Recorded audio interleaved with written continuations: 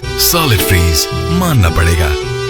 जापानी technology, powerful compressor और role bond evaporator 52 degree पर भी दे फौरी और ढेर बर्फ। ओरिएंट रेफ्रिजरेटर्स, ओ से ओरिएंट, पहली चाहत।